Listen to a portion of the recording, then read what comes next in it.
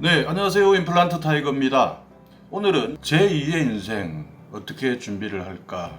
여러분도 많이 이제 고민을 하실 텐데 저 또한 마찬가지입니다.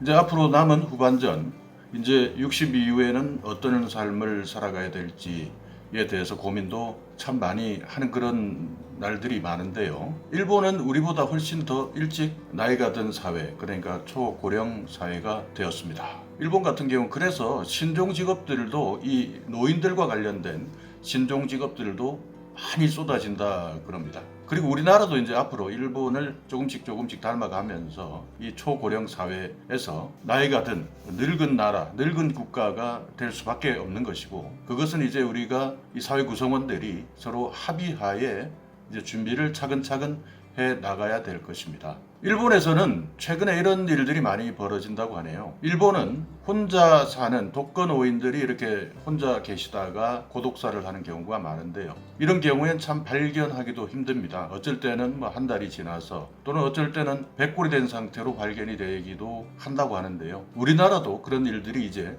심심치 않게 일어나고 있는 것이 현실입니다.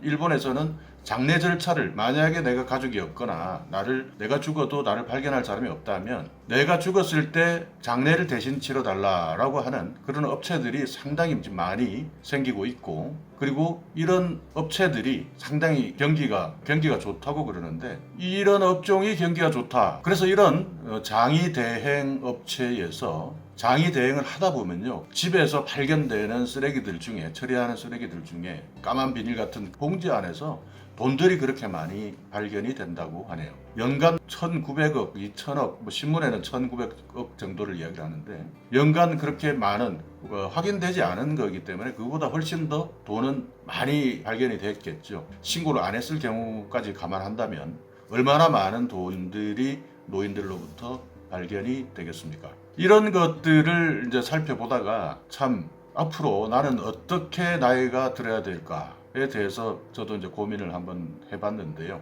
자, 오늘 우리가 이런 초고령화 사회에서 어떻게 나이 드는 것이 좋을까라고 하는 부분에 대해서 저의 생각이 궁금하시면 계속 봐주세요.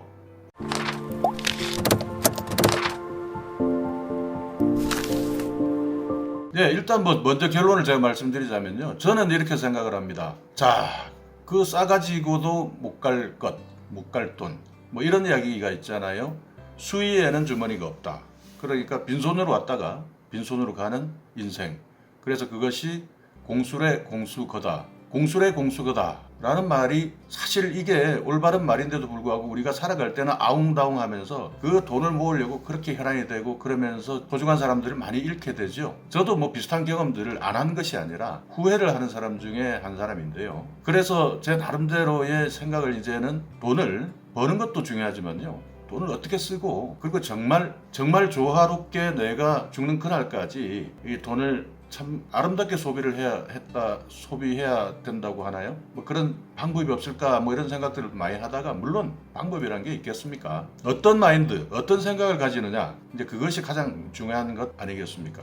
이런 말들이 있습니다. 부모가 아이들에게 돈을 물려주면요, 아이들은 돈이 떨어질 때가 되어야 부모를 찾는다고 합니다. 그러나 부모가 아이들에게 경험을 물려주게 되면요, 그 경험을 공유하고 추억하기 위해서 항상 자식들이 부모를 찾는다고 하네요. 여러분도 돈을 물려줄 것인지 아니면 경험을 물려줄 것인지 한번 생각해 보시기 바랍니다. 그래서 오늘 일본의 장의 세태, 그러니까 일본에서 독거노인들이 고독사하는 이런 내용들을 잠시 말씀드렸는데요. 자, 그러면 우리가 어떻게 나이가 들어야 할까요? 그래서 제가 지난번에 읽었던 책 중에서 여러분께 이 몇 구절을 소개를 한번 시켜 드리려고 하는데요.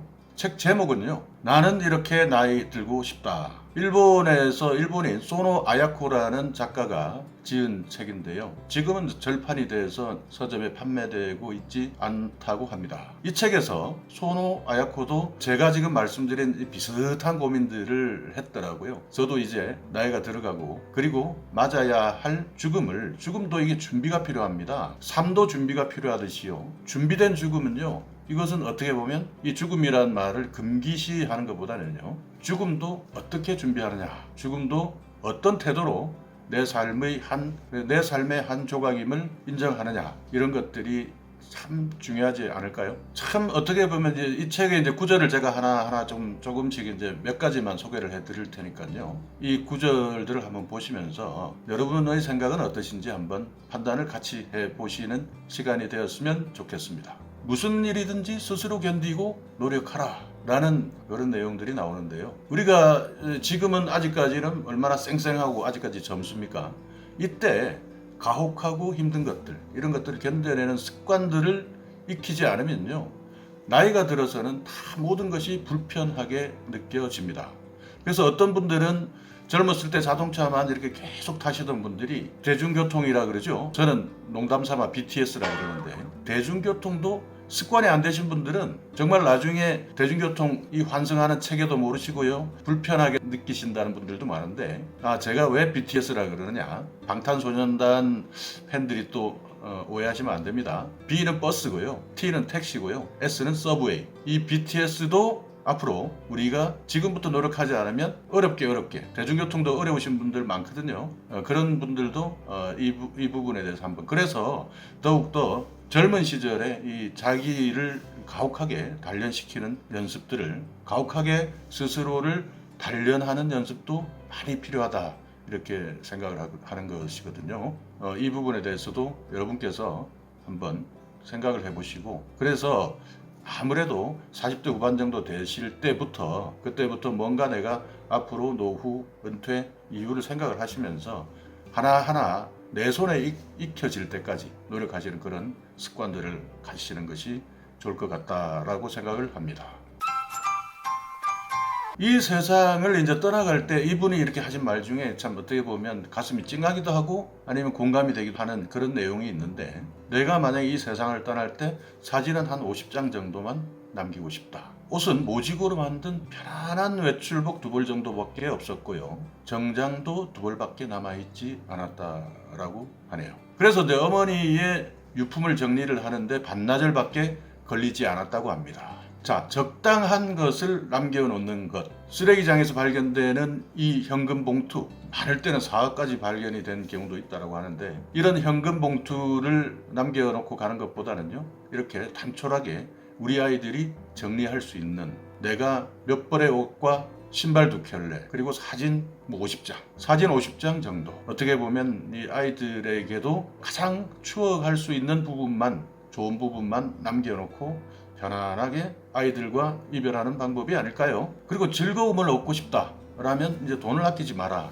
라고 하는데요. 여러분께서도 한번 이 돈을 아끼지 마라고 해서 뭐 펑펑 쓰라는 뭐 그런 말이 아니라요, 적당하게 즐거움을 위해서 돈을 지불하라 하는 것들, 우리가 어떻게 보면 안고 살다가요, 결국 안고 그냥 떠나버리는데 가져갈 수가 없지 않겠습니까? 그리고 또 하나는요, 우리 이제 이 나이 되면요, 살아온 날들이 있다 보니 이야기를 듣다 보면 허허허 웃으면서 듣고 있지만, 거짓말 하는지 거짓말 안 하는지, 진실을 말하는지 또 기가 막히게 또 우리 아는 나이가 되지 않았습니까? 물론 뭐 틀릴 경우도 많지만요, 이 거짓말을 하지 않아야 어떻게 보면 나의 내면, 그러니까 제가 가지고 있는 이 조그마한 감추고 싶은 것들, 물론 뭐 그런 것들 중에서도 정말 솔직하게 내가 가지고 있는 것들을 보여주기 위해서 노력을 한다면 사람들이 많이 모이거든요.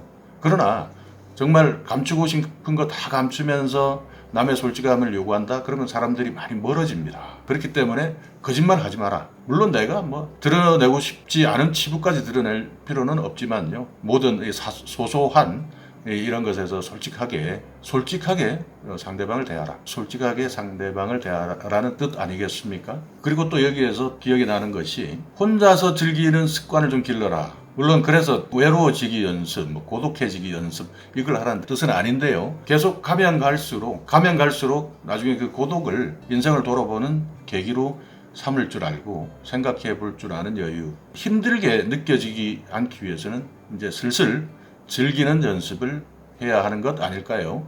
자기가 90까지 산다라는 생각을 하고, 그래서 90 90까지 사는데 돈이 얼마나 필요할 것이냐가 아니라 90까지 사는데 내가 이 돈을 어떻게 쓸 것이냐, 다 써버리고 가겠다, 한 푼도 안 남기고 가겠다라는 생각을 했다라고 하는데요. 이 사람의 생각은 90까지는 내가 가지고 있는 이 돈을 한 푼도 남기지 않고 정말 다 쓰고 한번 가보겠다라는 생각을 하셨다는데, 이런 태도가 어떻게 보면 중요한 것 같습니다. 물론 형편이 힘드신 분들과는 거리가 있는 말처럼 보일 수도 있지만요, 만약에 여러분들이 자식들에게 물려주기 위해서 돈을 싸지고 있다든지, 또는 어떤 분들은, 한국에서는 이런 분들 많아요. 내가 돈을 가지고 있어야 자식들도 찾아온다 라고 생각을 해서 그 돈을 계속 쓰지 않고 모아놓고 있다가 그냥 가버리는 경우가 많은데요. 그 돈을 가지고 있을 때 자식들이 찾아올 수는 있겠지만요, 그 돈만 남겨놓고 가게 되면 자식들이, 우리가 떠나고 나면 자식들이 행복할까요? 그래서 자식들에게 돈만 물려주는 것은요,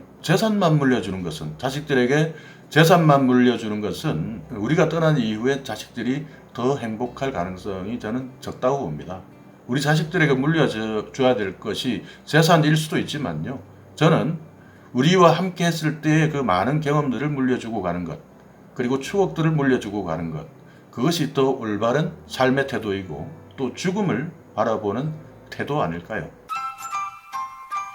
자, 공술의 공수거라는 그런 옛말이 있듯이요, 이제 우리도 커다란 유산, 여러분의 소중한 추억, 재산보다는 유산을 남겨주어야 하지 않을까요? 그 유산은 바로 여러분과의 추억입니다.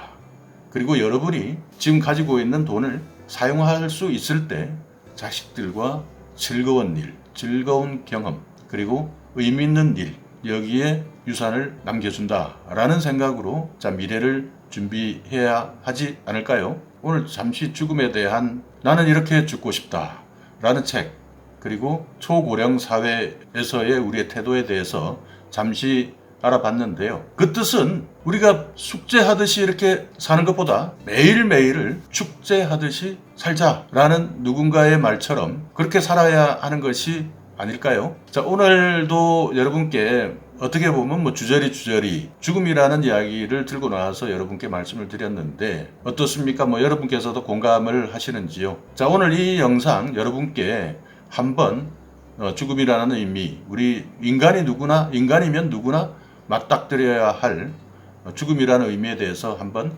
생각을 해보실 수 있는, 생각을 해보는 기회가 되셨다면 오늘도 구독 그리고 좋아요 부탁드리겠습니다.